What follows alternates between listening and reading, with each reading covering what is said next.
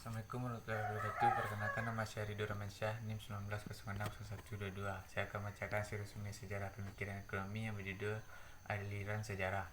Pertama adalah serangan terhadap metode klasik.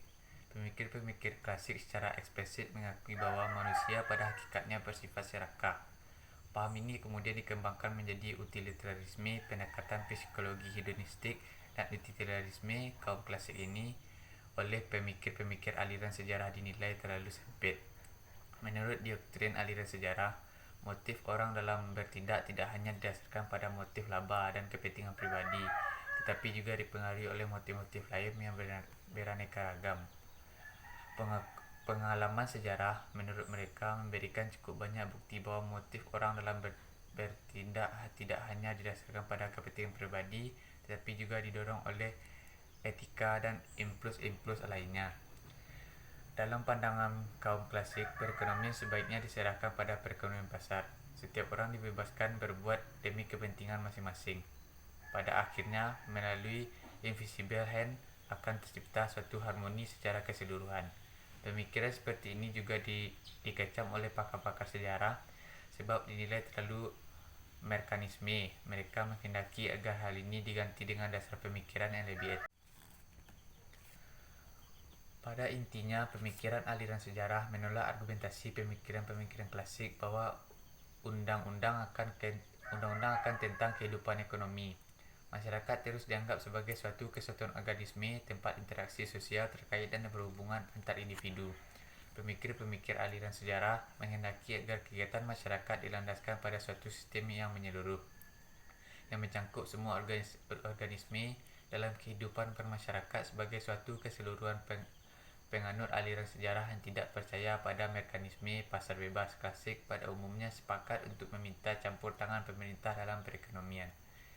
Interaksi pemerintah diharapkan mampu membawa proses ekonomi pada tujuan-tujuan sosial dan ekonomi yang diinginkan bersama. Tanpa campur tangan pemerintah dan dalam perekonomian tidak ada pemikiran keadilan sosial.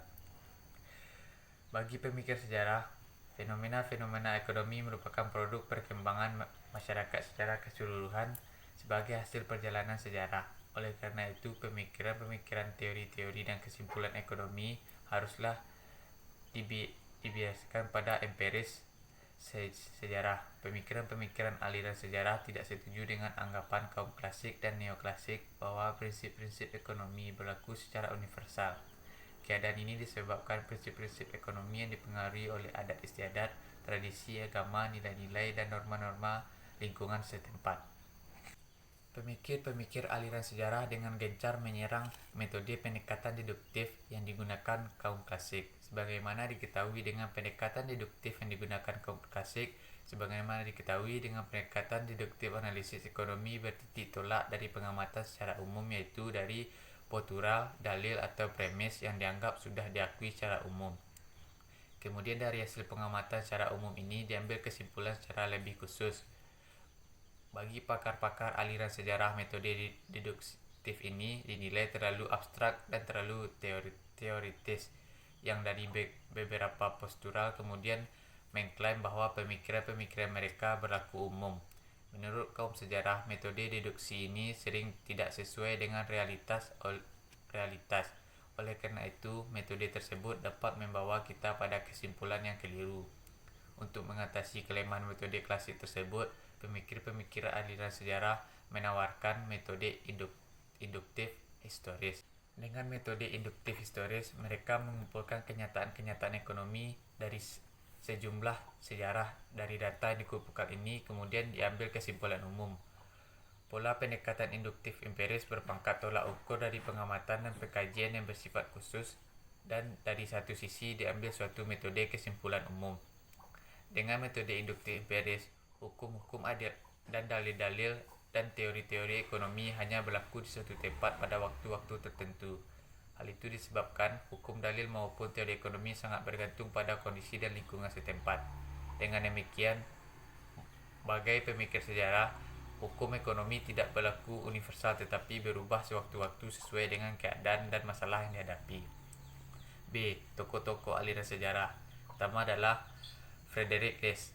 Friedrich List hadir dan memperoleh pendidikan di Jerman. Ia pernah mengajar di negara tersebut, tetapi ide-idenya kemudian memaksanya untuk pindah ke Amerika Serikat. Di Amerika Serikat, ia menjadi editor salah satu surat kabar yang terbit di Peninsula dan aktif dalam gerakan-gerakan proteksionis. Salah satu buku list yang cukup terkenal adalah Das National System der Politischen Economie, der International Handel Politik under the Dutch Elefrin. Dalam buku tersebut, List menyerang pakar-pakar klasik yang disebut Cosmopolitan sebab mengabaikan peran pemerintah. Lebih lanjut, List mengatakan bahwa kita bisa mengambil kesimpulan tentang perkembangan suatu masyarakat dari data sejarah, yaitu dengan cara mereka berproduksi. Setiap kelompok masyarakat pada umumnya melewati tahap-tahap sejarah sebagai berikut. Yang pertama adalah tahap berburu dan menangkap ikan atau tahap barbarian. Yang kedua, zaman mengembala atau pastoral yang mulai berternak tetapi masih nomaden atau tidak menetap. Yang ketiga, zaman agraris. Yang keempat, zaman bertani. Yang kelima, zaman bertani manufaktur. Yang kedua adalah Bruno Hildebrand. Hildebrand aktif dalam berbagai penelitian dan penulisan karya-karya ilmiah dalam melakukan penelaraan dan penelitian ekonomi. Ia meletakkan perlunya mempelajari sejarah, artinya penelitian-penelitian ekonomi harus didukung oleh data statistik empiris yang dikumpulkan dalam penelitian sejarah ekonomi. Hildebrand juga sering menekankan pentingnya evolusi dalam perekonomian masyarakat. Menurut Hildebrand, dilihat dari cara tiap kelompok masyarakat tersebut dapat dibedakan atas 3 tingkatan, yaitu sebagai berikut. Pertama, tukar-menukar secara in-natural atau barter. 2. Tukar-menukar dengan perantaraan uang. 3. Tukar-menukar dengan menggunakan kredit. Pada masa ini, di negara-negara maju, orang sering melakukan tukar-menukar dengan menggunakan cek dan membeli barang melalui katalog atau telepon. Penelitian Hildebrand di atas dianggap cukup baik untuk bidang sosiologi, tetapi kurang bermakna ditinjau dari pengembangan ilmu ekonomi. Salah satu kelemahan dari karya-karya penelitian sejarah Hildebrand ialah bahwa berbagai penelitian yang dilakukannya harga merupakan monografi sejarah yang bersifat deskriptif tentang masalah-masalah ekonomi. Namun karya-karya tersebut tidak disusun ke dalam satu barang yang padu. Oleh karena itu, karya-karya penelitian sejarah Hildebrand tersebut dinilai tidak berarti dalam pengembangan ilmu ekonomi. Yang ketiga, Gustav van der Smater. Scholar menjadi terkenal karena ia terlihat dalam perdebatan yang sengit dengan pakar-pakar klasik, terutama dengan Karl Menger. Perdebatan itu berkaitan dengan metodologi yang mengembangkan ilmu ekonomi. Ia dianggap sebagai pemikiran aliran sejarah yang paling gigih menyarankan agar metode deduktif klasik ditukar dengan metode induktif empiris. Seperti pakar aliran sejarah lainnya, ia juga menekankan perlunya ketentuan dalam perekonomian dan memberi ruang untuk pemerintah untuk memperbaiki kenaikan ekonomi. Sehubungan dengan itu, ia mempelajari dokumen-dokumen negara untuk mencermonstrasikan kemurahan hati birokrasi yang mampu membimbing dan menyatukan kekuatan-kekuatan masyarakat dan menjamin diberlakukannya keadilan. 4. Werner Sombart. Ia adalah salah satu penelitian Sombart yang cukup sering dikutip orang. Ialah penelitian tentang tahap-tahap perkembangan kapitalisme. Dari hasil penelitiannya, Sombart mengatakan bahwa pertumbuhan masyarakat kapitalis sangat erat kaitannya dengan pertumbuhan masyarakat. Dalam karyanya Der Modern Kapitalismus, Werner Sombart lebih lanjut menegaskan bahwa pertumbuhan masyarakat kapitalis dapat dibedakan atas beberapa tingkatan. Yang pertama, tingkatan pra-kapitalisme. Yang kedua, tingkatan kapitalisme menengah. Yang ketiga, tingkat kapitalisme tinggi dan tingkat kapitalis akhir. Yang kelima, Max Weber.